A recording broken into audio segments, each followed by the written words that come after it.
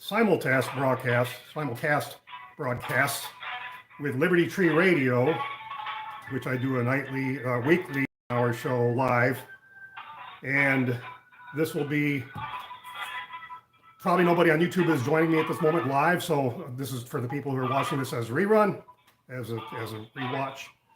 Going to be talking about, as you saw by the title, what no U.S. politician can say. This is been on my mind for a long time, and I wanted to get it out there. I haven't seen anybody address this, and it really needs to be talked about because the U.S. is in trouble. And this is all from a U.S. perspective here. So if you're watching from other parts of the world, you may not understand it much. So anyway, I'm about ready to go live on Liberty Tree Radio right now after the music's done.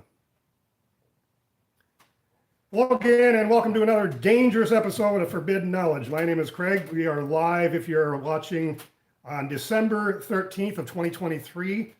And this is, by the way, for those listening on Liberty Tree Radio, they're also watching me on YouTube live at this moment. So if you want to see the video of this, go to Forbid TV on YouTube. That's Forbid spelled with two D's, TV, no space between any there. And you can watch me live as well as hear me on the radio. But anyway, and for those of you on YouTube, if you ever want to check out where this comes from, what I've been doing here for about, it's been close to 20 years, I think. libertytreeradio.4mg.com. You can listen, and you can listen to it on your phone as well, Wednesday nights at 7 p.m. on Eastern time zone of the U.S. So the title of this video, and then what I want to talk about tonight, both on YouTube and on Liberty Tree Radio, something that's never ever talked about on our media, either mainstream or alternative. Really, none of this is ever talked about, and it's been bothering me for a long time, especially for our recent involvement or soon-to-be involvement in Israel, and of course the Ukraine debacle. This has just been bothering me. Our government, the U.S. government, is really tearing us down. And okay, maybe it's by choice, maybe it's by planned destruction of this nation. I don't know. We used to be one of the greatest countries in the world. I don't think we are anymore. I'm old enough to remember when I probably could say that U.S. is one of the greatest countries in the world. I can't say that anymore. I don't really think I can. And it's because of our foreign policy in the U.S. The title of this program tonight is going to be What No U.S. Politician Can Say. And I'm going to say it, but I'm not a U.S. politician. And when I say this, I could never become a U.S. politician because the mainstream media will attack me and take anything I say out of context and put sound bites on the air and just totally destroy any chance of anybody actually bringing this up as being some sort of politician in the U.S. And that is about our bad U.S. foreign policy.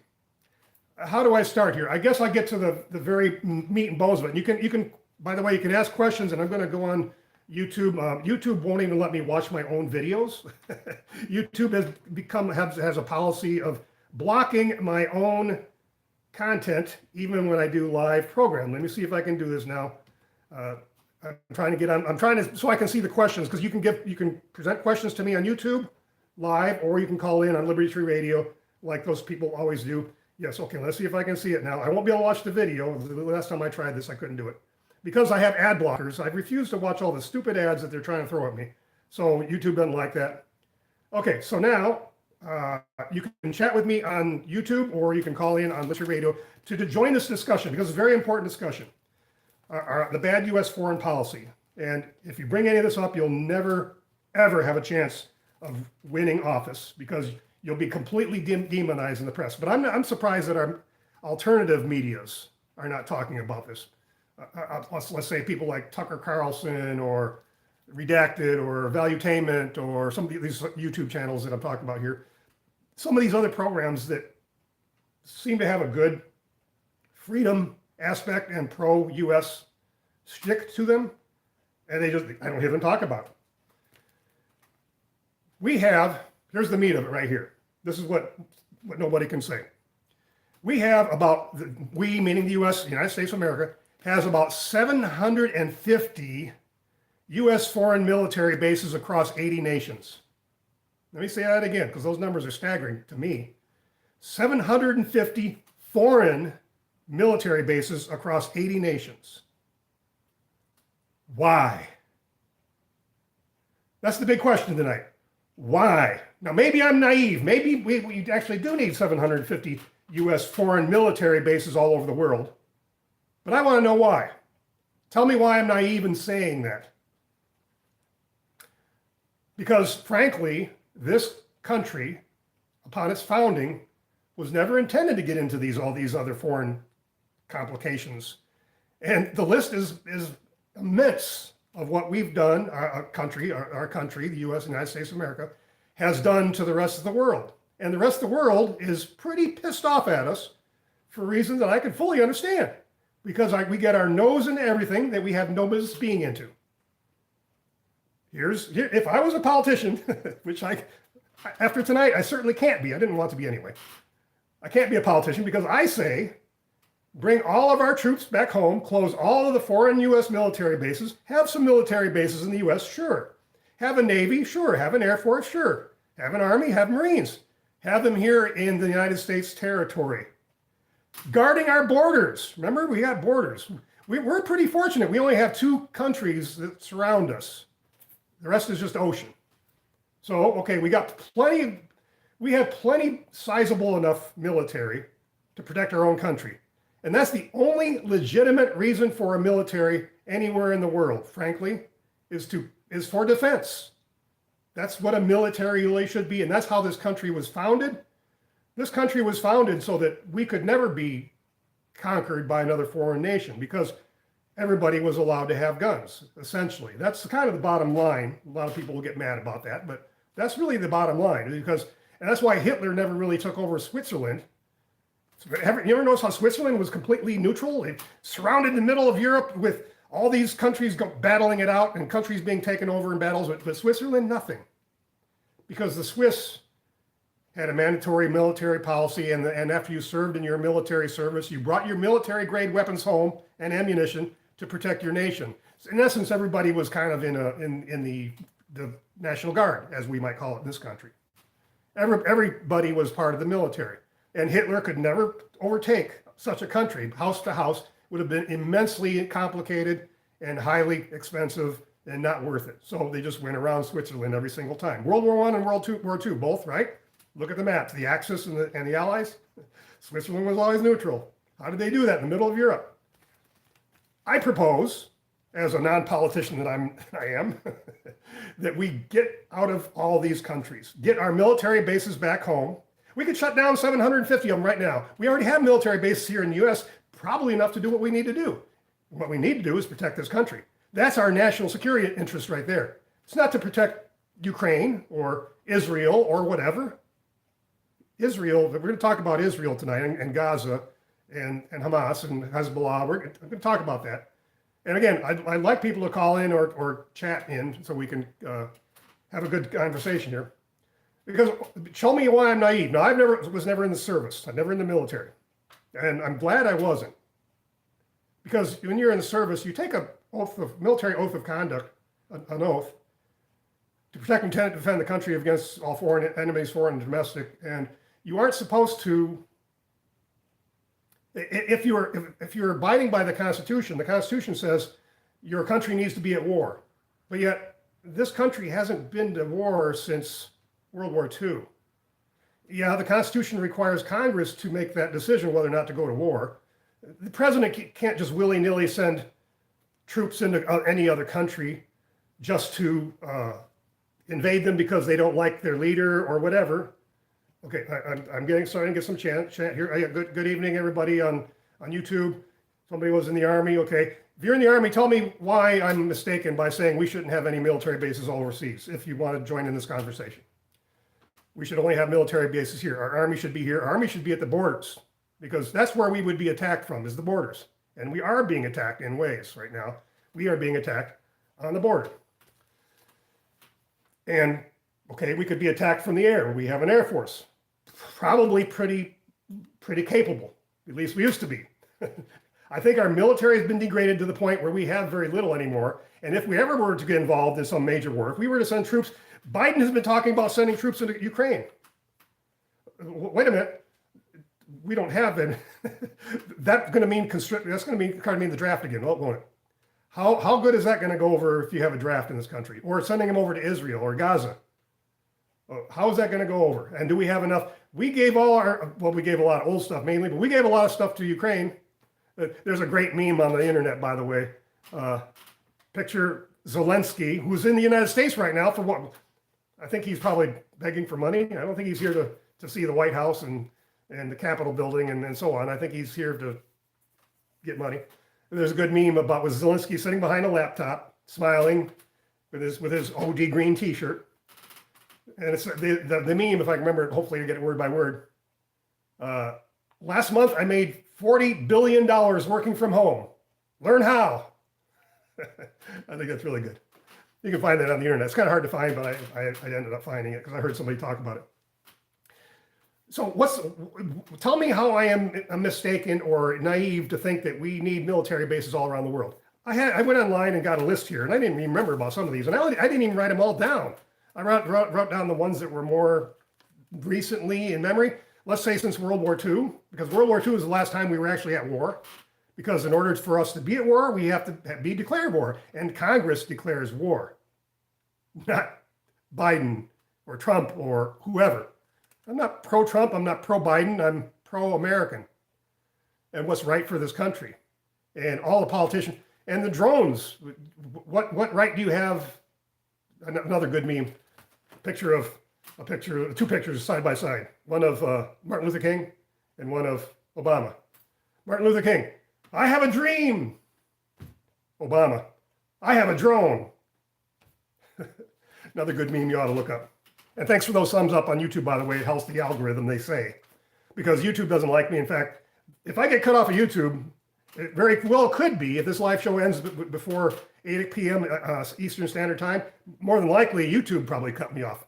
Or if it doesn't get posted later, probably YouTube cut it off.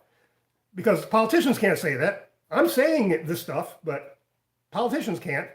And the way our media is today, and by media, I'm talking about YouTube now, and Twitter used to be, X now is allowing more freedom of speech, but this is freedom of speech that I'm talking about here, but it's not freedom, it's not speech that is very favorable to anybody on YouTube. It's any management of YouTube or any of the other social medias, essentially. Since it's never said, I know this is something that's not supposed to be said, but I'm saying it. So I might get cut off, who knows? So we have 700, for those just joining us, 750 foreign military bases around the world. U.S. bases on foreign soils, 750 of them around the world. Here's a list of some recent, what they're calling wars, which were not wars because in the U.S. Congress has to declare war, and war has not been declared since World War II. So in almost 100 years, this is what we've been involved with, the U.S. Where do I start? I got them kind of jumbled up here. Get some of the biggies that you know about that are right off the top of your head you probably could list. Korea. Why were we in Korea? Vietnam. Why were we in Vietnam? Iraq. Why were we in Iraq? Afghanistan. Why were we there for 20 years? Why were we there? Syria. Kosovo, Ukraine. Why are we, okay, we aren't directly in Ukraine, but we're fighting a proxy war where our military is billions of dollars of military hardware and all of our ammunition stockpiles, which we now apparently, from what I've been hearing, we have we don't have a surplus anymore. We have a deficit because now Israel needs it. We're supplying Israel with weapons too. And of course, there's Israel, another proxy war involved in because Israel would not exist without the United States. We send them money and arms every year, ever since 1948, and Israel is there because of us. I find it very interesting. I did some research about the whole thing, how Israel really started after World War II. And okay, people are gonna start calling me anti-Semitic here, but if you listen carefully, I'm not saying anything anti-Jewish, right, against the Jewish religion. I'm not gonna say anything I'm saying against Israel. Zionist Israel, okay? There's a difference, but the press will immediately say, oh, he's a anti-Semite, and the ADL and everybody will come attack me. That's what the media does when they don't like the message. So what was I saying? Yeah, Israel. When Israel was created, there was a proposal about where do we put Israel? Where do we put all these Jews? Essentially, there was a proposal one time. I think it's called the Madagascar Plan. Madagascar, if you don't know where that is, if you never had risk when you were a kid, it's off the east coast of Africa. It's a very large island. At one time, there was the Madagascar Plan, which was an attempt to make Madagascar where Israel would be. Let the Jews all settle in Madagascar. I can't say whether or not that would be good or bad, but where they decided to put it was bad. You've got that whole area in the Middle East. Hi, Ed, go ahead. You said after World War II, there's actually a little interesting factoid here that a lot of people overlook. Do you know who the first political power was to export the Jews to Israel, to Palestine? In fact, Palestine had welcomed them because they were not welcome in the country they were in. Go ahead and give the answer, Ed, because I'm not educated enough to answer that properly. Well, the politician who pushed for that was Adolf Hitler. I was going to say Germany, but I was. Yeah, it was Germany. Germany, before the war started, was exporting the Jews to Palestine. Okay. So the whole Israelis being in Palestine, a lot of people credit that to the United Nations. The United Nations agreed and followed through with it, or the Allied Nations, whatever you want to call them at the time. But that whole the Israelis moving into Palestine thing was started by the Nazis. Okay, and I thought the answer was Germany, but I was afraid that you probably had more knowledge than I did, and you probably embarrassed me. So I'm glad you brought that forward, Ed. And by the way, for those on YouTube, Ed is the technician at Liberty Tree Radio, and he's basically my go-to when I need to get on the air for Liberty Tree Radio. Liberty Tree Radio is basically an internet. A long time ago, it used to be a FM broadcast as well, but and I think it's still being broadcast on some micro shortwave radio stations and micro FM stations and so on. But anyway, go to libertytreeradio.4mg.com to be able to find out more about Liberty Tree Radio. So thanks for participation, and we have more interesting comments here. It's not like every country has 750 worldwide bases, which we have to counter. Yeah, and I have those numbers too. Here's what other countries have as far as military bases outside of their country, in other words, on foreign lands. The next most numbers of foreign bases on foreign lands in the world is the UK with 145 military bases. Russia is next with 36. China is next with 5. Getting all those three combined, the U.S. has 3 times more than all of those combined all around the world. So yes, Jacques, thanks for that comment. Again, if you're just joining us here, my take on this is we should close down all the military bases. U.S. should close down all military bases all around the world, except for in the United States where they belong, because our military, and any military, the only legitimate reason to have a military is to protect your own nation. And that's what we should be doing. In the meantime, our borders are wide open. We have sleeper cells coming in here, people from all over the world. We'll probably get attacked. It's not even doubtful, really. We're going to be attacked somehow, some sort of terrorist attack, because we're meddling in the world affairs where we have no business meddling in. Continue on the list of countries that we've been involved with since World War II for special military operations, is what Putin calls his. I guess that's what we call ours, because we can't really call it a war because Congress declares war, and we didn't declare war in these places, such as Laos, Libya, Somalia, Cambodia, Panama, Bosnia, Kosovo, Yemen, Niger, Pakistan, and there was about a dozen others that I didn't even write down because I didn't even recall the names of them. But these are all places that U.S. troops have been involved with in foreign lands, fighting a war that we had no business fighting, in my opinion. Now, I'm no politician. I'm no expert in foreign policy, but I haven't seen anybody address this. It needs to be addressed by our politicians. And I would think, and I looked up real briefly Because I got to think, has any politician ever said anything like this? And the closest thing came to mind in my lifetime that I could remember who might have said such a thing was Ron Paul. And I looked up him and tried to find some of his statements, and I didn't have enough time to go through all of them. He was pretty much against all these foreign interventions, but I didn't see where he actually said we need to shut down 750 bases worldwide. I didn't see him say that. He may have. I don't know. I doubt any politician's ever said that because, again, if I was trying to run for office, that would immediately disqualify me because the press would instantly attack me. And it doesn't appear that the alternative media is supporting such a notion either, because I haven't heard anybody talk about it. Again, I need somebody to come on here and tell me how I'm just full of it because I don't know what the hell I'm talking about. And I'm willing to admit that if I am. But all these wars all these things that I just mentioned, which aren't wars because we have to declare, a Congress has to declare war, not president. Republican, Democrat, doesn't matter. All these wars all these things that I just listed are from countries that we still have no business being in. And Democrat, Republican, didn't matter. The presidents, if you look at the presidents of all those conflicts, you will find that it's both Republicans and Democrats. So you can't call me liberal for that respect. You can't call me conservative for that respect, or say the left-right thing doesn't work here. It's about protecting your country. Not about, and all one of the good examples also. I mentioned Panama.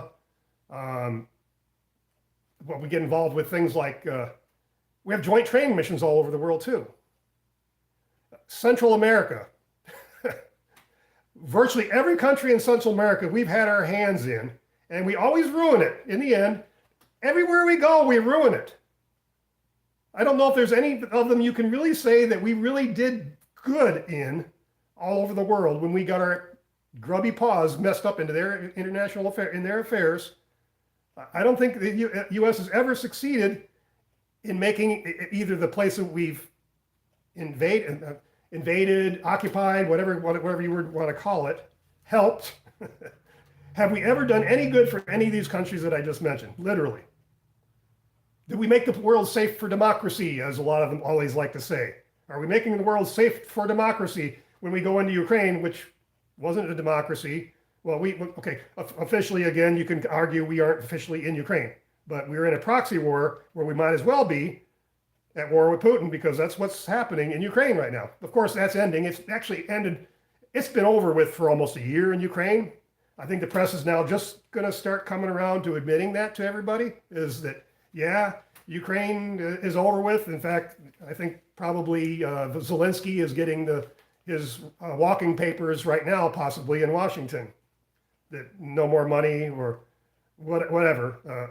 We don't have the manpower to worry about their war or to worry about Israel's war, because Israel is at war with Gaza Strip. Israel's at war with every single nation in the area, basically, the whole Middle East. Although that's not officially happened yet, that's what it's going to come down to, is all these countries. If any of these countries, especially Hezbollah, which isn't a country, but if Hezbollah decides to get really involved, it's really all over for Israel. And if Israel starts becoming dragged down, we get dragged down with it, because our decomposer in chief has decided to fully support Israel in anything they do, even after sending white phosphorus weapons into, into Syria, and all the other things that have happened here, all the war crimes. Israel commits war crimes every single time they mow the lawn, as they call it. Every single time they go in and they're murdering civilians, claiming to get rid of terrorists. I like to hear those programs where Israel is calling the Hamas terrorists. Well, they never mention the Israeli terrorists. I'm not in favor of either side there, folks, because I'll be the first to say, yes, Hamas committed some terrorist acts on October, whatever it was. There's no question of that in my mind. I don't have any problem saying that. But they've been a concentration camp for 60 years, 70 years, 80 years.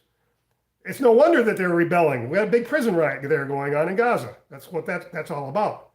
And Israel always gets away with these war crimes. most of the things they do, you can label them as an international war crime. I don't see anybody ever going to court and being convicted like the Nuremberg trials. I don't see anything happening ever to Israel in this regard. And the U.S., and the way I describe it, a lot of people don't like this either. And again, remember, I'm not saying anything anti-Semitic here, but they'll try to pick out something that they think is anti-Semitic. Nothing I said is anti-Semitic, right? Israel has been, I just lost my train of thought of what I was going to say here. Let's look at some of the other questions here. It's not like every country has, let's see, go on, good evening, enjoy your videos, have a good, you also ain't necessarily in the know. That's right, I am not. You are talking about something that might happen. For all we know, we are in the best tactical. Okay, I can admit you might be right. I'm not saying we are, or that I trust government knows what I don't know what they're doing. Okay, make the world safe for a representative republic. Yeah, a lot of people don't understand that. People on the Liberty Tree Radio understand this perfectly, but people on YouTube watching me may not understand this. We, the U.S., are not a democracy. Article 4, Section 4 of the Constitution clearly states that we are a republic. But the press has been trying to, because democracies always die a painful death of socialism. The press have been trying to convince you all of your lives that we are a great democracy. But when you look at what democracies are, the difference between a republic and a democracy, when you look what they really are, democracy is mob rule, and those societies always die a terrible death of socialism. And you can see that happening little by little. They got to do it slow enough so you don't stand up and do something about it. But that's what's happening here. Anyway, we are not a democracy. You won't find that word democracy anywhere in the Constitution, but you will find the word republic more than once. So let's see. No other comments yet on YouTube. Okay, so Israel always gets away with their war crimes. Nothing's ever come about it. The U.S. supports them all the time, every time. Think of Israel as being the 51st state, and things will make a little more sense to you. Oh, wait a minute, that's wrong. Not the 51st state, the first state. Think of Israel as the first state, and things will start making a little more sense to you. All it would take for our decomposer-in-chief, or hopefully, if we get involved in this, is going to be a big mess for us, folks. We are possibly doomed here, and that might be part of the plan to bring this country down, because the aim is to bring this country down into a worldwide socialist totalitarian government. You got to bring the strong countries down in order to level us for worldwide socialism to work. Got to bring the strong countries down, and that's what I believe we're seeing here. America is a heavy-handed police state. Yeah, and why have we become the police of the world? Why do we need to be the police of the world? Who designated us as police of the world? Why do we have aircraft carriers in the Pacific Ocean off of China, off of Japan? Why do we have aircraft carriers in the Mediterranean? We don't have any business there. We honestly don't. Unless, again, you show to me that I'm ignorant and you need to set me straight, please do. I'd love to hear a counteraction to this, because I don't see it. We should have aircraft carriers. Okay, if you want to have two carriers on each coast, on the East Coast and West Coast, that's great. Okay, and in international waters, okay, if they out to sea. And I don't have any problem with having submarines roaming the seas around the world. I don't think they should be very far into, let's say, the Mediterranean or the Black Sea or something of that nature. But okay, I'm okay with having nuclear-armed submarines all over the world. I'm okay with that. We just can't get involved, and that could be for our defense as well. If all of a sudden there were a bunch of missiles launched from Russia, let's say, maybe we can intercept them with some of our missiles in submarines. But I don't think I don't have enough knowledge about naval, military readiness, but I think those missiles in nuclear submarines aren't interceptor missiles. I think they're ICBM attack missiles, where they're going to go on land and attack some other country. So they are offensive weapons, not defensive weapons, as far as I'm figuring here in my limited mind.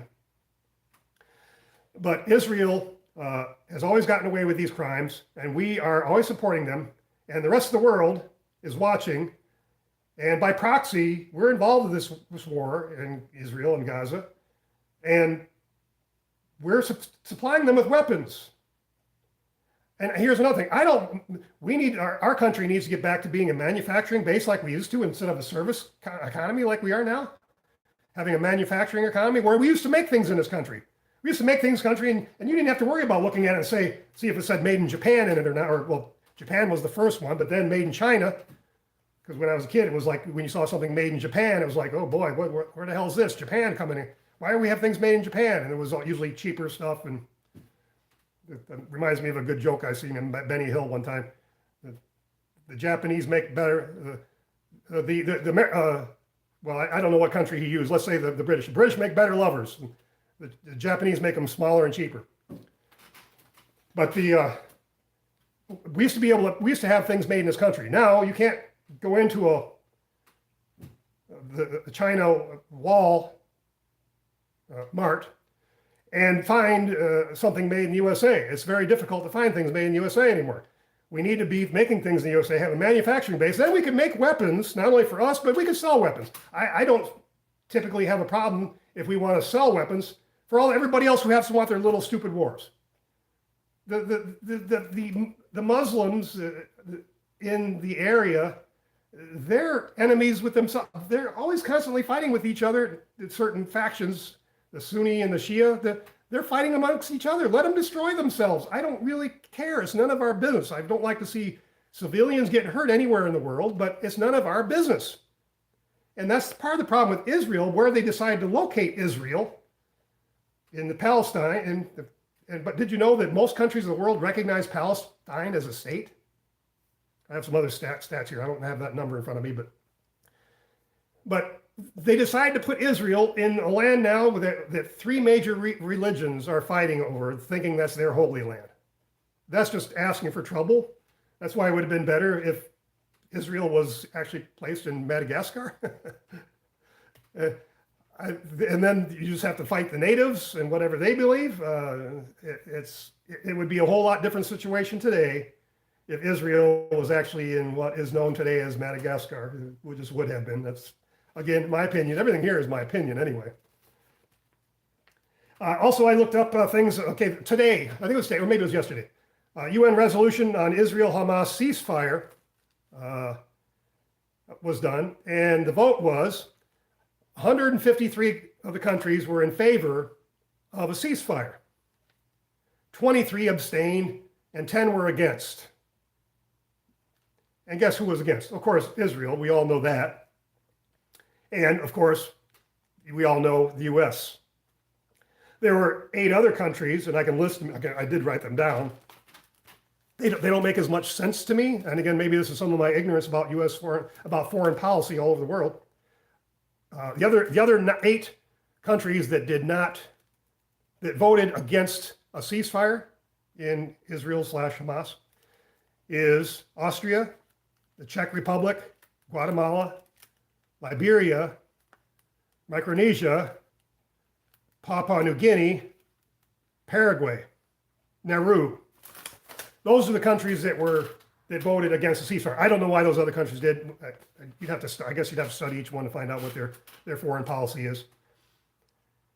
But if any of the Muslim states, we're talking, there's so many of them there that are basically pissed off right now at Israel, and by proxy pissed off at us for supporting them, is what, Syria, Lebanon.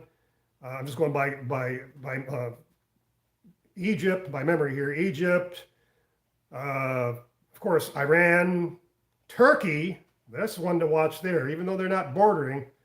Turkey is the one to really watch, because if they get involved in this, we're talking major problems if Turkey gets involved. And plus, they're, by the way, a UN, they're a NATO member. What happens if Turkey gets involved in a war there, and we're also in NATO? What happens there? I don't know. We probably shouldn't be in NATO either, in my opinion. But trying to think of some of the other countries. Jordan,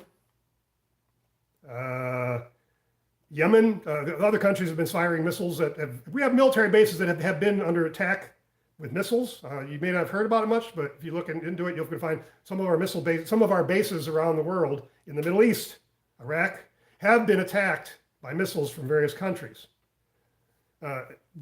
We're playing with fire here. We don't belong there. Let's see. Israel has a ceasefire they are not using right now. Maybe they can lend it to Russia. Somebody on YouTube said.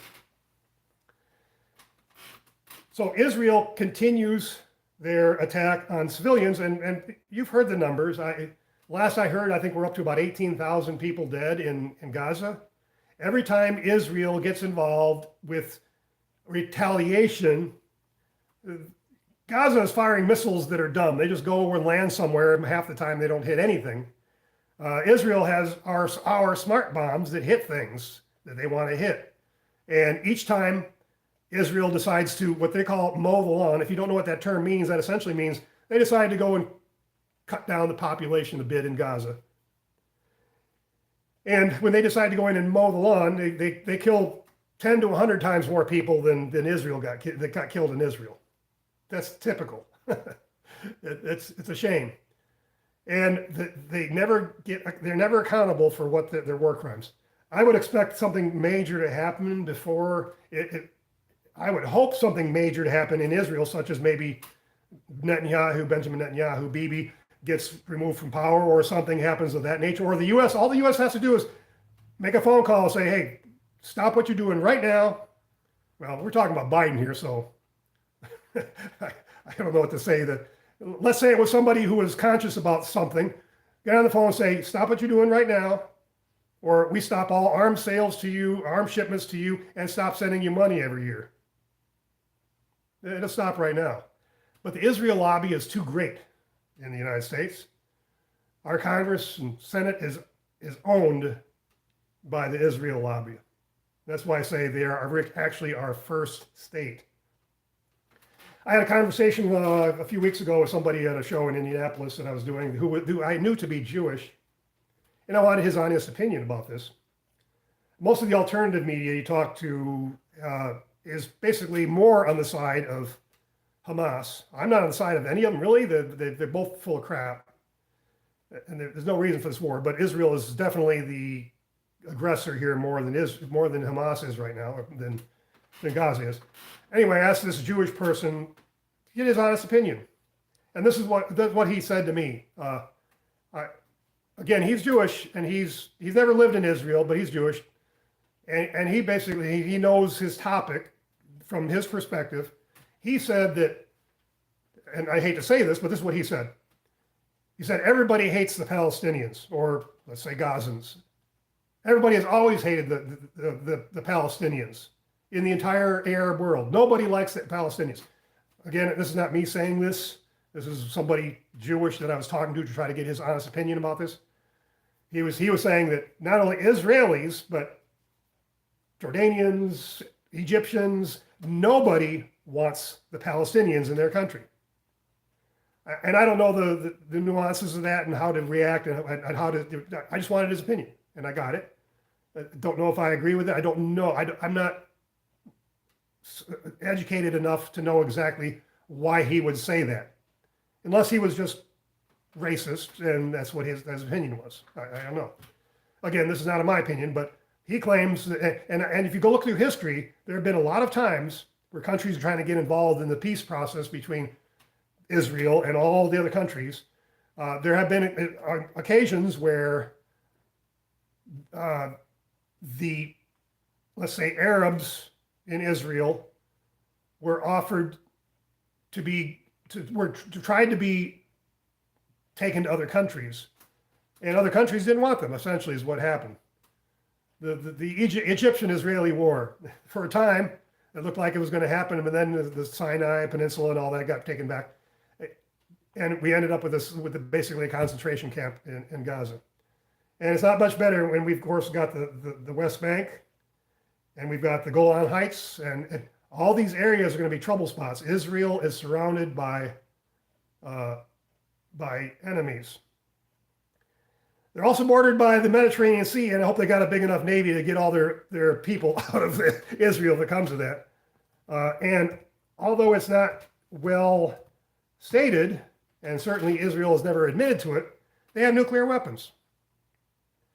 And nuclear weapons, of course, could escalate this into. I don't expect nuclear weapons to be utilized here. When you say World War III, a lot of people immediately jump to nuclear weapons, but I don't necessarily think that would always be the case, that nuclear weapons would be involved, especially here with Israel. Because frankly, if Israel were to try to nuke Gaza, for instance, they're close enough to Gaza that they probably would be quite well affected as well by radiation. So it probably wouldn't be a good idea. And this is the thing, though. This is where Pakistan gets involved also. Pakistan has nuclear weapons. And Israel, get all my countries right here. Iran does not have the nuclear weapons yet, at least not. They tried on occasion, but Israel always shuts them down, right? More war crimes, right, by Israel. Bombing countries when they're trying to develop a nuclear weapon, is that something that's not a war crime? Anyway, Iran was trying to get nuclear weapons, but Iran, in conjunction with Turkey, Turkey has assured Iran that if they ever need to have access to nuclear weapons, that Pakistan has I don't know what the right word is, that Pakistan has approved the use of, potentially the use of nuclear weapons against Israel, if Turkey deems it necessary. I don't know if I have the wording quite right there, folks, but that's the gist of it.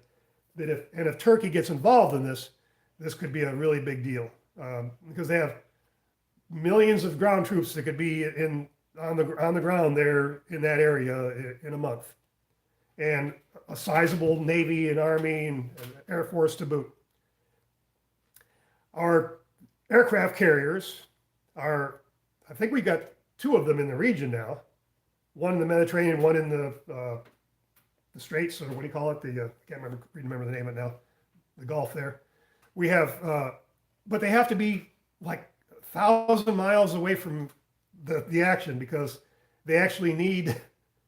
Aircraft carriers are kind of sitting ducks these days. That the technology isn't the same as what it used to be when the aircraft carrier was developed. They're now a lot more vulnerable than they ever have because of modern weaponry, that they could be taken out or very seriously damaged by high-tech weapons. So our aircraft carriers can't even be off the coast of Israel. They have to be quite a ways away. And they're very vulnerable, and multi-billion-dollar assets there that might be at the bottom of the sea if we ever get involved in this. Well, we're already involved, but that's the point. We need to get ourselves out of all these areas. This is my point, my opinion.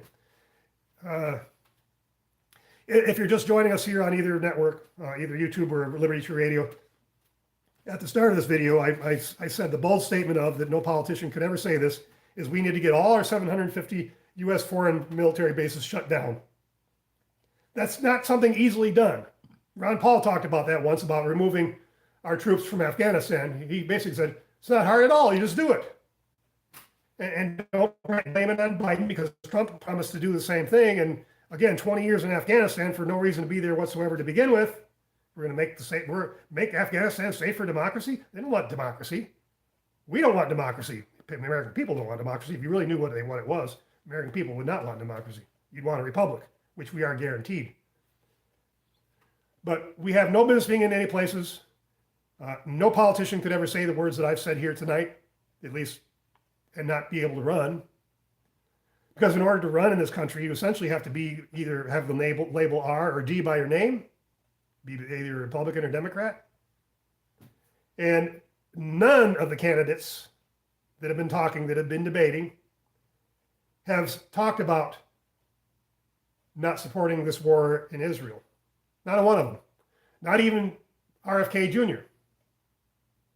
He's in favor of this war and what Israel does as well. I hope I've been saying the right country all throughout this show, because it's live and I may make a mistake. So you can put in this comment section on my YouTube channel later, call me a fool or whatever because I made a misstatement. But I'm trying to keep this straight. But there's so many countries here involved that it's hard to keep them all straight. And that's what you call a world war, right? You see, this world war would not be nuclear, I don't think. But it's possible it could be. I don't ever try to fearmonger, because certain channels immediately put World War III and fear-mongering nuclear all the time.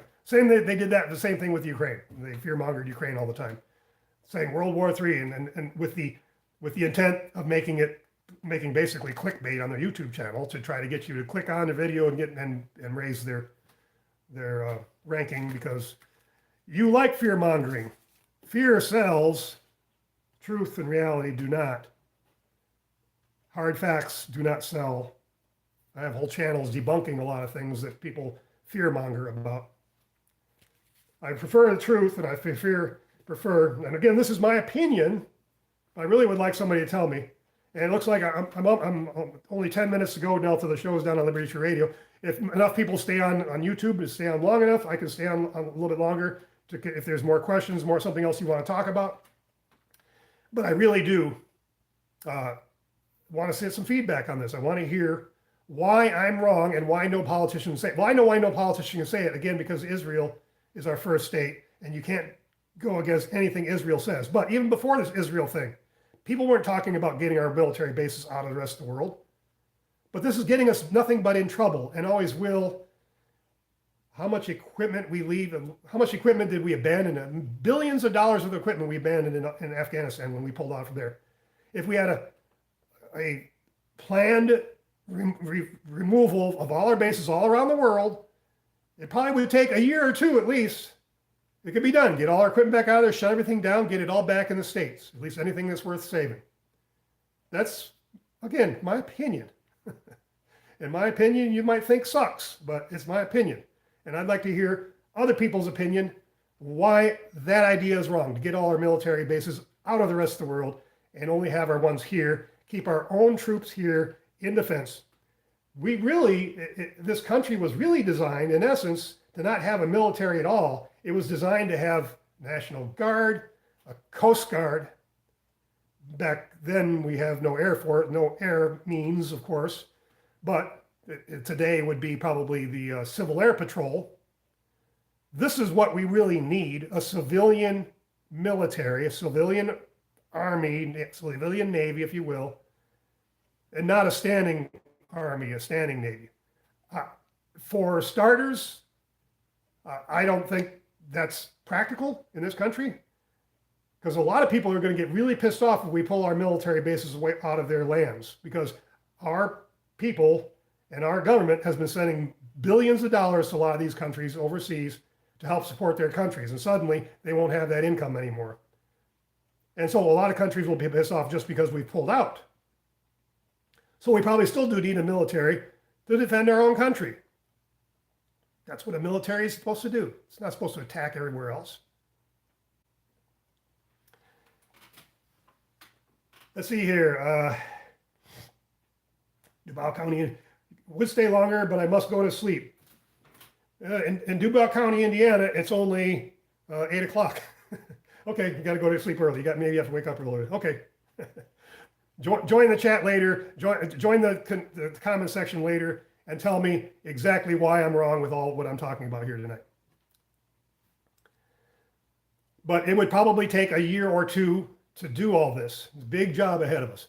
And guess what? After we remove all these bases all around the world, our taxes, we have a lot more tax money available for other purposes. Hey, we need an infrastructure rebuild. We need our grid reinforced. We need a lot of things we can spend money here. We got a lot of problems in this country without having to worry about somebody's pretend problem in other countries. How many how many Central American countries have we gone into? We've gone into all of them, I think. I think we've had conflicts in every single one of them. We somehow need to see the need to place the puppet of our choice in their country. Why do we do that? What business of it is ours? Are we worried about Costa Rica attacking us if they have a dictator in their government? I just picked a country. I'm not saying Costa Rica is a dictatorship. But do we have any business doing that? Why do we?